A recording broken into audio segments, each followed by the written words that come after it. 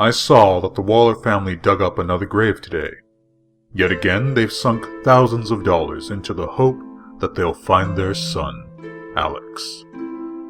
Hope has proven to be a costly endeavor for them. As I've been told, they've spent well over $100,000 on digging services alone. The story is nothing new. It keeps repeating itself like a broken record. It's such an odd sight, to say the least. Every once in a blue moon, Nicholas and Judy Waller return to our town with a team of highly paid professionals. A backhoe is unloaded from the back of a truck. It creeps across the hollowed ground to the area where a concrete statue of St. Lawrence stands before 36 graves, like a lonely sentinel. Through the wind and rain, his facial expression never changes. With the crucifix in the crook of one arm and the other raised to the heavens, he stares solemnly upwards, as if to offer the souls below him to the Lord. St. Lawrence shouldn't be there. Those 36 graves shouldn't be there.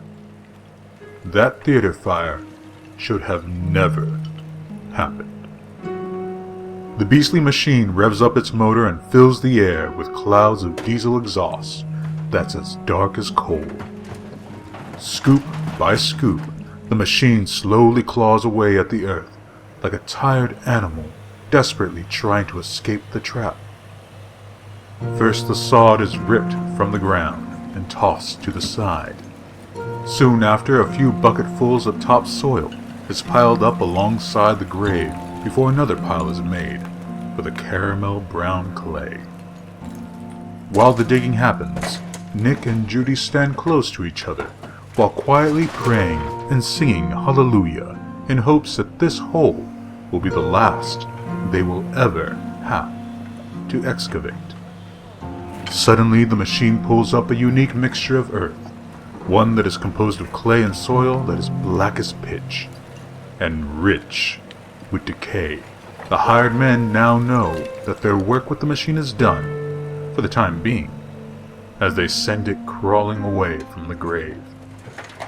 From there, the men put on pairs of rubber overalls and gloves, and respirators on their faces.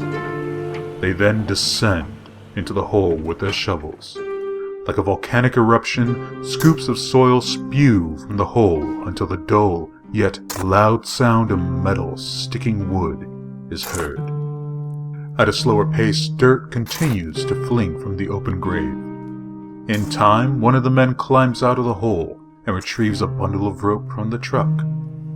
He tosses the rope down, and within minutes, the backhoe roars back to life. The rope is then attached to the machine's arm. With the utmost care and skill by the operator, the old rotting casket is hoisted out of the ground. The old wooden box is placed off to the side of the hole, and is quickly covered by a sheet of tarpaulin to conceal it from curious eyes. Once more, the men descend back down into the hole and continue to carefully dig for several hours. Just like all the other times, the men run out of black soil and find only clay the deeper they go, indicating that what they are looking for isn't there. Judy, in a desperate plea, yells to them, "Please, keep digging. I know my baby is in there. You have to go a little deeper." Just to satisfy her, the men keep on with their work until the sun begins to descend. But as the sun fades away, so too does the spark of hope in both Judy and Nicholas. When the hole has been dug far below a reasonable depth, it is deemed as a failed venture. The men climb out of the grave and replace the casket and soil in the same order they removed it. The backhoe is loaded onto the truck. The men hand the Wallers a business card, say their condolences, and then drive away. Yet, Nicholas and Judy remain at the graveyard until it's too dark for comfort. They do not gaze upon the grave that they have dug that day. Rather, they stare with a strange mixture of sorrow and hope at the grave that lies next to it, just waiting to be exhumed. They walk away from the matter for now, while St. Lawrence remains just as still as before. The grave that was dug up today was that of Jack Davidson. As I've been told, his mother and father finally gave in when the Wallers offered them $400,000. Now that I think about it, they were actually going to settle for $350,000. But that changed. Just before Paul Davidson was about to sign the papers, Judy made the comment that there was a silver lining to the loss of his son. When Paul asked her to explain, she said that Paul and the others were lucky that she and her husband had to pay to search the graves of their loved ones. She went on to say that it was better than winning the lottery. The price immediately jumped to $400,000. I'm actually surprised that the Davidsons gave in. They always said that they weren't going to play the Wallers' little game. They said that the way that the Wallers had it set up was so callous and disgraceful that it bordered on insults. You see, the Davidsons may have been offered $400,000, but that doesn't mean they would actually receive $400,000. The Wallers have their contract set up in a way where they would only have to pay if their son is found in the questioned grave. Now that I think about it, Judy's comparison to a lottery is actually quite fitting. The only gambit that the unwilling players had to wager was a son, brother, father, mother, or daughter. I've paid close attention to this game over the last 2 decades. The first family that played the game were the Jacksons. Ever since Harold Jackson died, the family struggled to make ends meet. They sold out for $2,000, if I remember correctly. I don't think they would have done it if they weren't so desperate for money at the time. Of course, Alex wasn't found in Harold's grave, and the Jacksons never received any sort of prize. As the laws of probability dictated, the original odds were 1 in 36. But after Harold was exhumed, they became 1 in 35. Henceforth, the cash prize went up slightly when the people around here realized that the graves of their respective loved ones could be the lucky one. As the years went by and the odds increased, so too did the prize. Around these parts, the excavation and the desecration of the grave is viewed as one and the same, despite the good intentions behind it. But that's not to say that people around here won't go around their morals when a big wad of cash is waved under their noses. I think it's a dirty, rotten shame that the Davidsons sold out. Their son Jack was far more deserving of a peaceful slumber than having his corpse pulled out of the ground. He was a fine young man. As a matter of fact, there was once a time when I looked forward to calling him my son-in-law. But the fire burned away the pages of the story that had yet to be written. I can still recall that fire now, as I saw it over 20 years ago. It was an average night, and I was just about to fall asleep when I heard the sirens wailing past my house. Out of panic and curiosity, I went to the kitchen window and saw that the theater down the street was engulfed in flames. I quickly put on my shoes and sprinted towards the blaze. All I could do was watch helplessly as the flames climbed higher into the night. The firemen wasted no time in connecting their hoses to the hydrants. Despite their loud shouts, I could hear the sound of screaming coming from inside of the theater. As the water began to spray into the fire, a team of the firemen sprinted into the building with their axes in hand. After a few minutes, they pulled the first person out of the building. His name was Derek Svenrold. He was caked in soot, and burns covered a large portion of his body. He looked lifeless as they laid him down on the grass across the street. All he could do was watch with shock. Until then, I'd never seen a dead body. But the horror of it all only became worse as the fireman laid more people next to him. The others had not fared too well. Unlike Derek, their bodies were charred black and were unidentifiable in the darkness. The smell was the worst. Never before had I smelled burnt flesh. The smell in and of itself wasn't what bothered me. It was the idea that my nose was inhaling the essence of a dead body. I held my nightshirt over my nose to block it out, while the people around me fled away from the scene, feeling too sick to take much more. Before the ambulance arrived, they had 25 bodies laid out on the grass. It was then I saw something that I can only describe as a miracle. Derek, the man that I assumed was dead, suddenly sat up in a fit of violent coughing. His eyes first locked onto the fire across the street. I saw the way they became wider and wider as the reflection of the flames glinted off of them. He put his hands on his face, then his chest, and finally his legs. Without words, I knew he was in disbelief as to how he got away from the fire, and how he could be alive. He then turned his head and looked down at one of the charred corpses next to him. He touched the flaky skin, pressed his fingers into it, and said, "Hey, you alright?" When his question went unanswered, he began to gently shake the body. "Hey, wake up," he said. I could see the realization starting to sink in just as the ambulance arrived. The paramedics quickly noticed him and helped him to his feet. Derek fought against them. He screamed while pointing his finger at the corpses. "What about them? What about my friends? What about my sister?" As they put Derek in the back of the vehicle, the firemen carried even more bodies out. All 36 of them. The sights and sounds of that night severely damaged Derek. Not only were parts of his skin disfigured, so too was his soul. He was prescribed painkillers for his recovery, and quickly became addicted to them. I suppose the chemicals helped to fill a void that was burned away, if only temporary.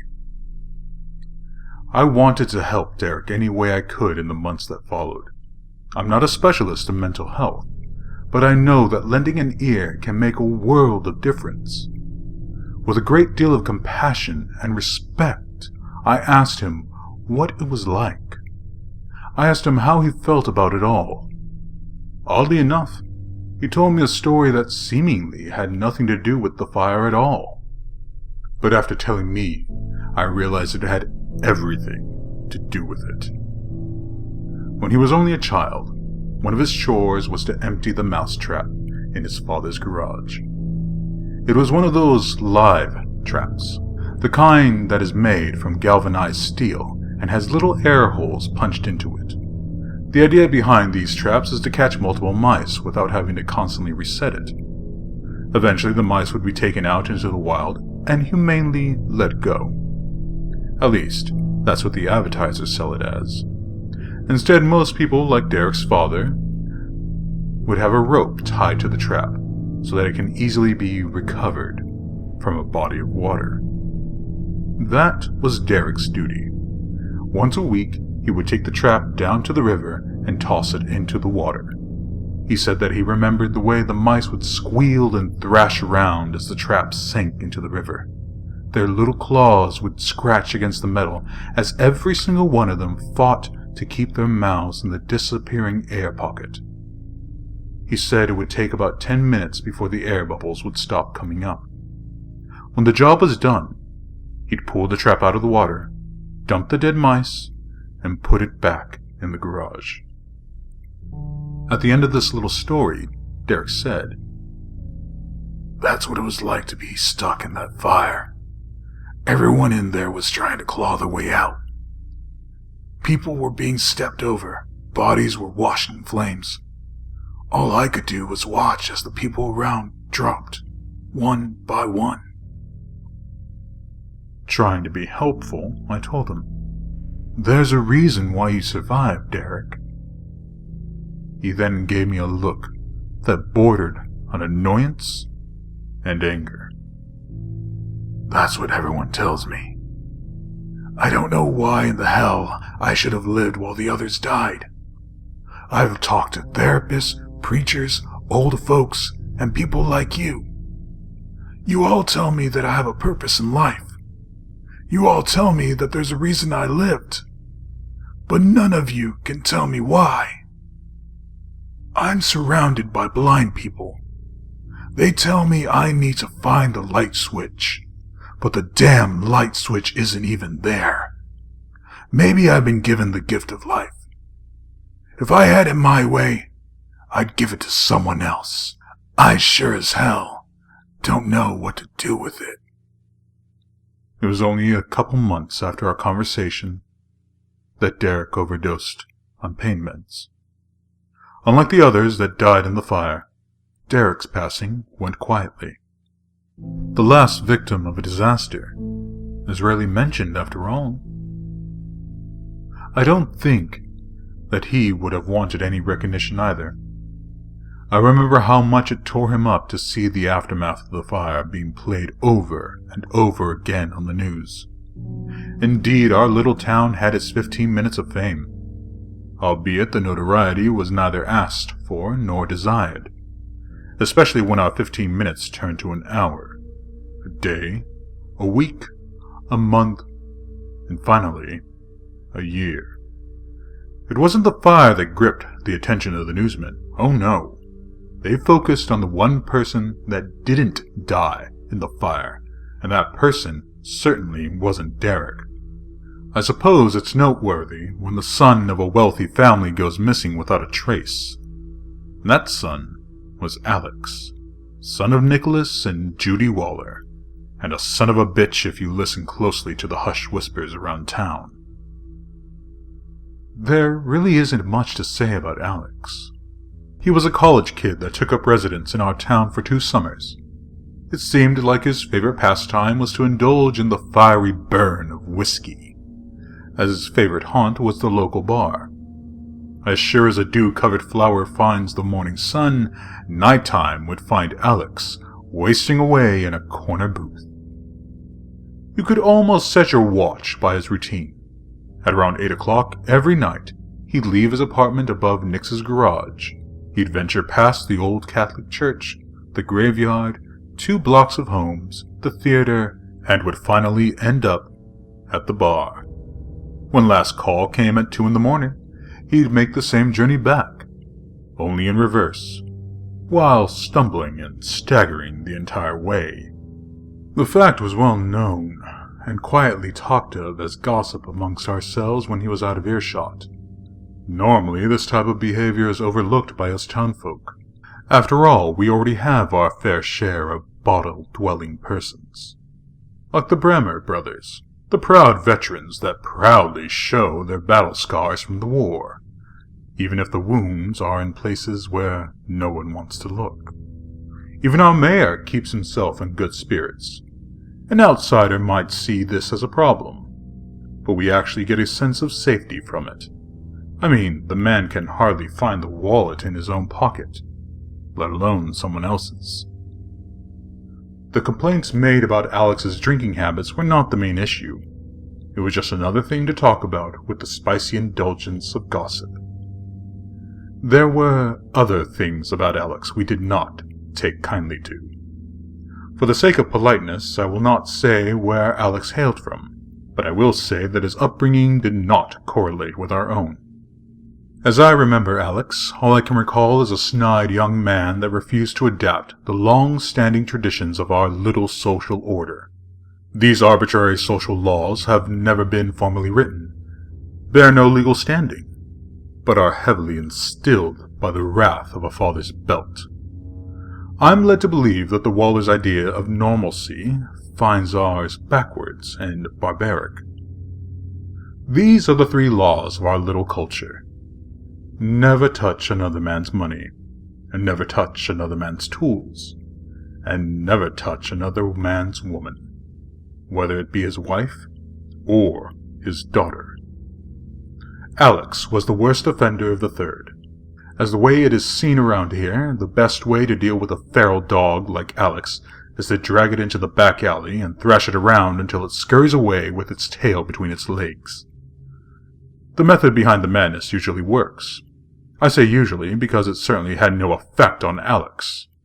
As I recall, there was more than a few times that Alex made a lewd pass towards one of the local girls, only to have it met with the fury of the lady's brother, father, or the like. For those 2 summers he was with us, this behavior did not change. But it went away immediately after he vanished without a trace.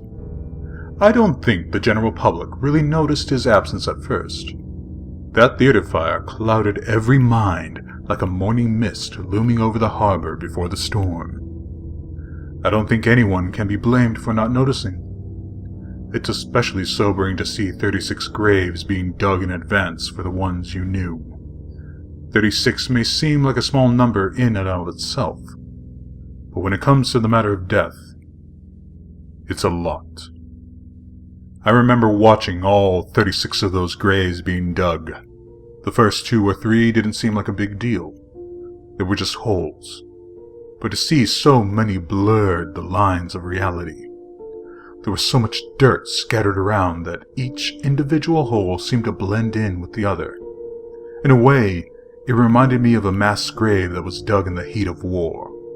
The only things missing were the multitude of tangled, bloated corpses and a dusting of lie. Through all the blinding chaos the fire brought, there were still 2 people that noticed Alex's disappearance, even though they were a long plane ride away. Those people were his parents, Nicholas and Judy.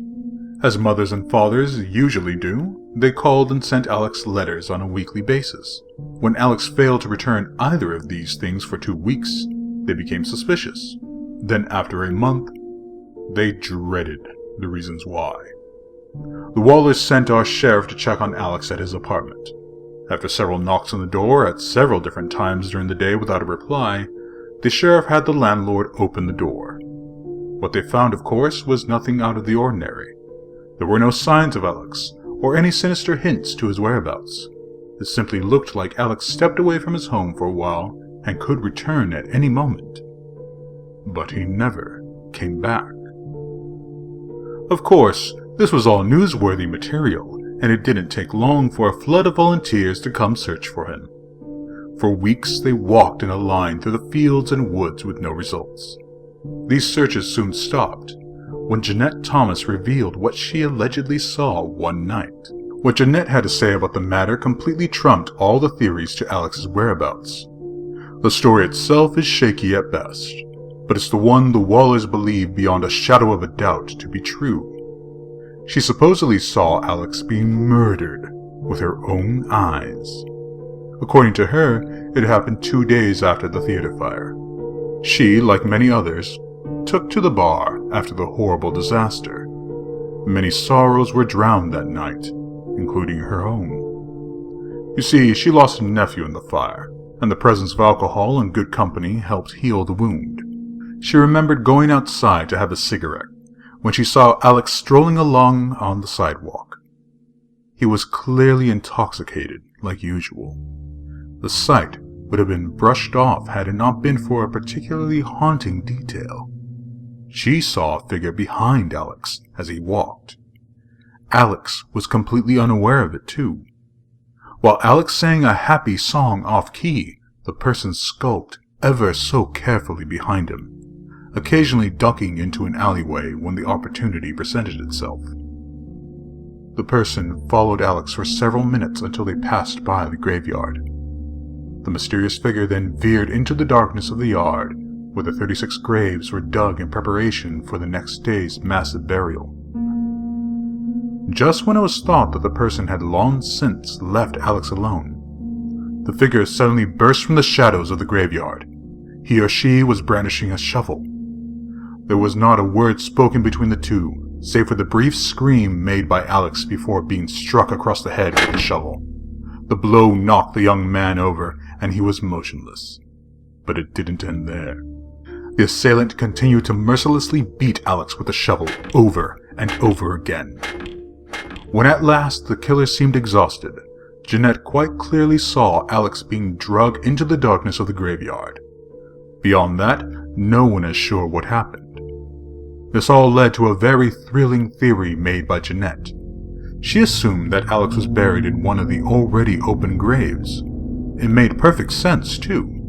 All the killer would have to do was dig one of the holes a little deeper, throw the body in, and cover it up with just a little bit of dirt. Then the next day, a casket would be laid over the body, buried, and no one would ever be the wiser. It was a good theory. It was a perfect theory. Unfortunately, Jeanette's credibility was quickly called into question. You see, Jeanette is one of our more colorful residents. The poor woman just hasn't been the same ever since her husband got hit by that train back in '73. Ever since then, she's been spinning these wild yarns about the most ridiculous things. She has gone on record that she's been abducted and probed by aliens. She claims to have a time machine in her basement, but refuses to show anyone because she's afraid that the military-industrial complex of the Antarctic Elephant Corps will have her eliminated.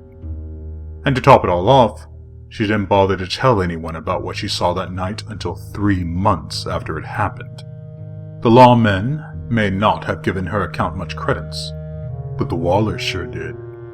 They believed every word Jeanette told them, even if the story varied slightly with every retelling.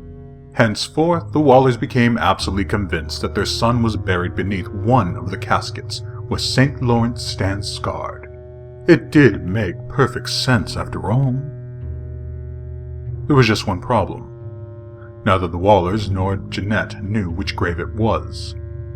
Thus, as things go, the graveyard lottery was born. The Jackson family was the first to give in at 2,000.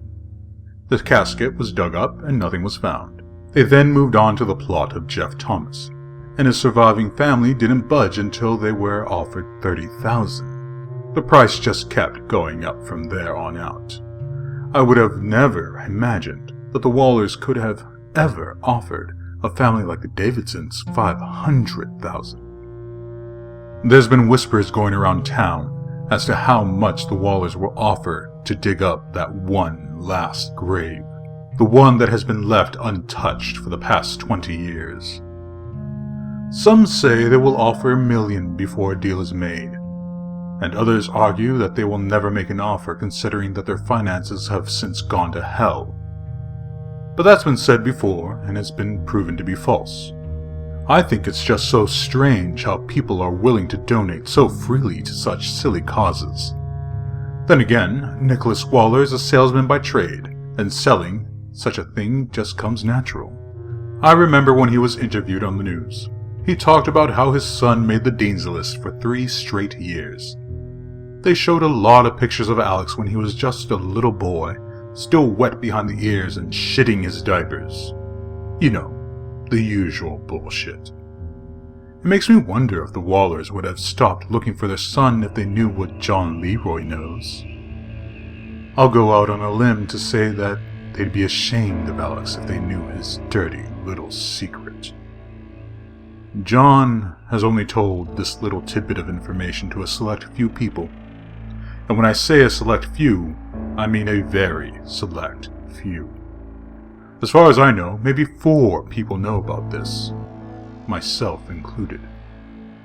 On the night the theater burned down, John came home from work at 9 like he usually does, and like usual he gave himself a quick shower and went to bed. Sometime during the night he got out of bed to use the toilet. As he walked past the kitchen window, he saw Alex strolling along with a cigarette in his mouth and a drunken sway in his step. When Alex passed by the theater, he tossed his cigarette butt into the dumpster next to the theater. John didn't think much of it at this point in time. When he finished relieving himself, he walked back to the kitchen to get a glass of water. When he looked out the window, he saw that not only was the dumpster on fire, but so too was the theater. Yes, Alex Waller was responsible for the deaths of 36 people. The little shit would have gotten away with it too. but luckily someone had the good sense to smack the little bastard across the head with a shovel. If you ask me, justice was served. Come to think of it, I've probably said a little too much. You can blame it all on the booze. I've been soaking in it ever since the fire. I tell you what, you don't know shit until you've inhaled the charred flesh of the ones you loved. You don't know how those screams still ring in my ears. You don't know a damn thing. Am I a little upset? No. I'm absolutely furious. Alex knew what he did. I could see it on his face. I could see it in his eyes. He looked like a pathetic little child fearing the belt. I know what that look is. I've seen it in my own child's face, for God's sake. I saw it on her beautiful face. I saw it in her beautiful blue eyes. And those damn Wallers had the nerve to tell us that there was a silver lining to our loss? They told us that we were lucky? We were lucky that they had to pay to dig up our own? They told us that it was better than winning the lottery. I don't care how much money they offer. I'm not going to play their little game. And to hell with those degenerates that sold the caskets of their family. Is there no decency left in this world? I've seen the way the town is looking at me. Every eye is looking at me. They whisper to themselves. They want to know what the final jackpot will be. The filthy rats. Those filthy traitors. I'll show them. I'll show them all. I'll show them like I showed Alex. I'll show them what it's like to have something forever taken from them. Oh God, it will be so satisfying to see the looks on their faces when I turn them down. Why should their child have gotten to live when my own died? Maybe then they'll know what it's like to be living in this nightmare. Maybe then they'll know what it's like to have a granite slab and a story that was never written. It doesn't matter if they have all the money in the world. I will not let them disturb my daughter's rest. The winner already lost it all.